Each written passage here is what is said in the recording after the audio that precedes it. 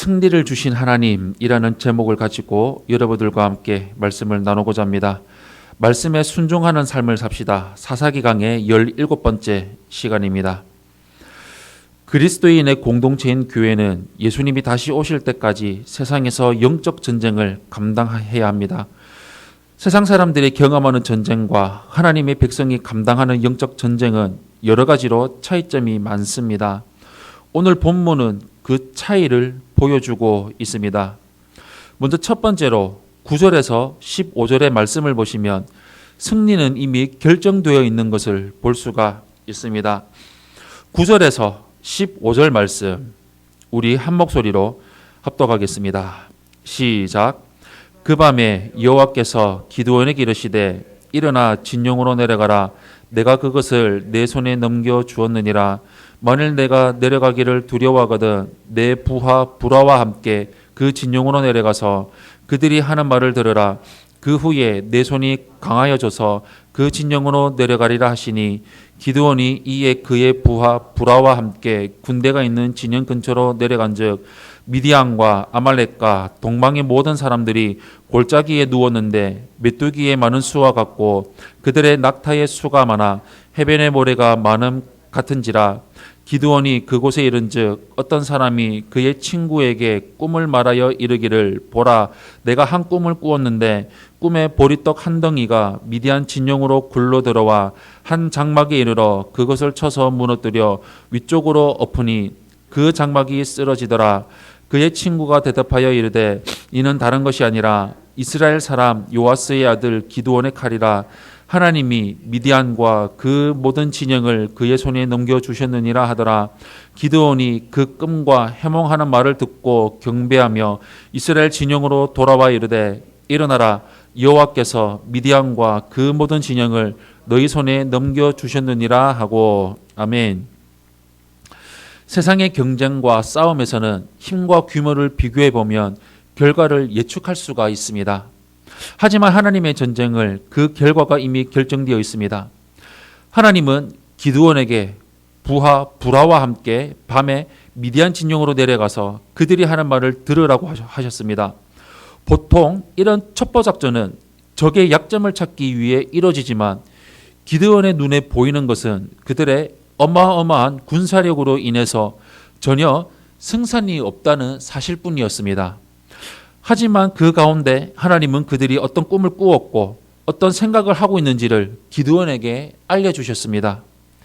칼이나 창이나 마병이 아니라 보리떡 한 덩이와 같은 이스라엘 군대에 의해서 미디안이 파괴되리라는 꿈과 해석으로 하나님이 이미 이스라엘의 승리를 결정해 놓으셨다는 것을 알 수가 있습니다.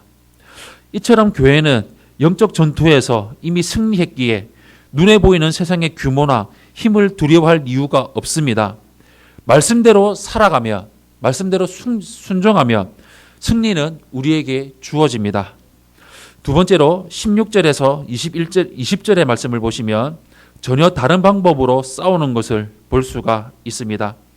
16절에서 20절 말씀 우리 한 목소리로 합독하겠습니다. 시작.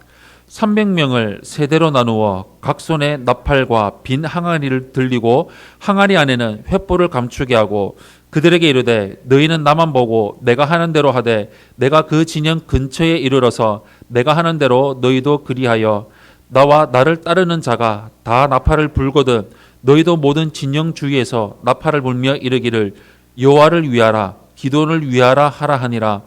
기드온과 그와 함께한 100명이 이경초에 진영 근처에 이른즉 바로 파수꾼들을 교대한 때라. 그들이 나팔을 불며 손에 가졌던 항아리를 부수니라. 세대가 나팔을 불며 항아리를 부수고 왼손에 횃불을 들고 오른손에 나팔을 들어 불어 외쳐 이르되 여호와와 기드온의 칼이다 하고. 아멘. 전쟁을 수행하는 사람의 손에는 당연히 칼이나 물매 등의 무기가 들려 있게 마련이지만 기드온과 함께한 이스라엘 백성의 손에는 나팔과 빈 항아리 그리고 횃불뿐이었습니다. 하지만 그것이야말로 여호와와 기드온의 칼이었습니다.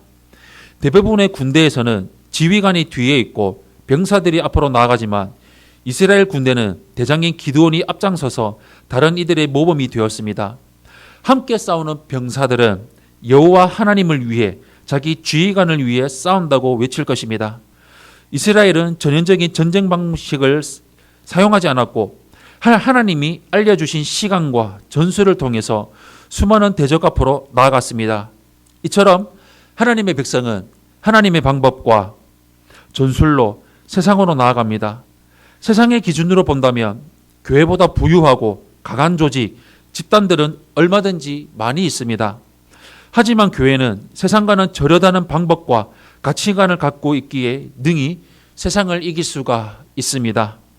마지막 세 번째로 21절에서 25절의 말씀을 보시면 하나님의 권능으로 이기는 것을 볼 수가 있습니다. 21절에서 25절 말씀 우리 한 목소리로 합독하겠습니다. 시작.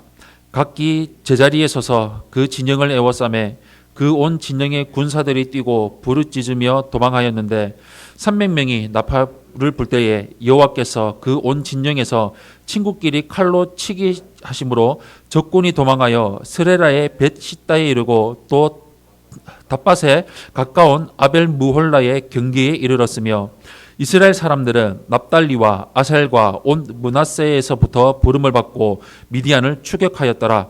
기드온이 사자들을 보내서 에브라임 온 산지로 두루 다니게 하여 이르기를 내려와서 미디안을 치고 그들을 앞질러 벳바라와 요단강에 이르는 수로를 점령하라 하매 이에 에브라임 사람들이 다 모여 벳바라와 요단강에 이르는 수로를 점령하고 또 미디안의 두 방백과 오렙과 스앱을 사로잡아 오렙은 오렙 바위에서 죽이고 스앱은 스앱 포도주 틀에서 죽이고 미디안을 추격하였고 오렙과 스앱의 머리를 요단강 건너편에 기드온에게 가져왔더라. 아멘. 미디안의 군사의 숫자가 많기는 했지만 훈련이 되어 있지는 않았습니다. 이스라엘은 각기 제자리를 지키고 진영을 에워쌌는데 미디안의 군사들은 대소동을 일으키며 도망하기에 급급했습니다. 하나님은 이스라엘이 아니라 미디안의 군대를 사용해서 서로 칼로 치게 하셨고 결국 이들은 요단강 서편의 벳시다와 동편의 아벨 무홀라까지 밀렸습니다. 이제 기드온은 다시금 납달리, 아셀, 므낫세 지파의 사람들과 에브라임의 사람들까지 다 모아서 요단강의 나루터였던 벳바라를 점령하고 갇혀버린 미디안 병사들을 죽이기 시작했습니다. 그 결과로 미디안의 연합군의 대장인 오렙과 스앱까지 죽이는 전과를 올렸습니다. 이처럼 하나님은 당신의 수단과 방식으로 이스라엘에게 승리를 주셨습니다. 하나님의 백성은 하나님의 승리를 받아 누리는 사람들입니다. 우리의 능력이 약하더라도 하나님은 강하시니 두려워할 필요가 전혀 없습니다. 사랑하는 성도 여러분, 교회는 세상의 기준으로 강함과 약함을 말할 수 없습니다. 우리에게 거룩하신 하나님이 계시며 그분이 우리를 높이십니다. 이미 우리에게 주어진 승리를 믿으며 세상과는 전혀 다른 영광으로 우뚝 서기를 바랍니다. 이 모든 것이 하나님 말씀에 순종할 때 가능합니다. 우리가 살아가는 것은 말씀을 붙들고 살아가는 것입니다. 말씀 붙드는다는 것이 무엇입니까? 나는 할 수 없습니다. 말씀만이 능력입니다. 말씀만이 하실 수 있습니다. 이 고백으로 나아가는 것입니다. 이 고백은 결국 말씀 안에 들어가는 것이고 말씀 밑으로 들어가는 것이고 결국은 말씀에 순종하는 것입니다. 우리 평생토록 말씀이 옳습니다. 나는 틀렸습니다. 말씀이 맞습니다라고 고백하며 순종하며 사는 삶을 온전히 이루며 나아가시기를 예수님 이름으로 축원합니다. 아멘.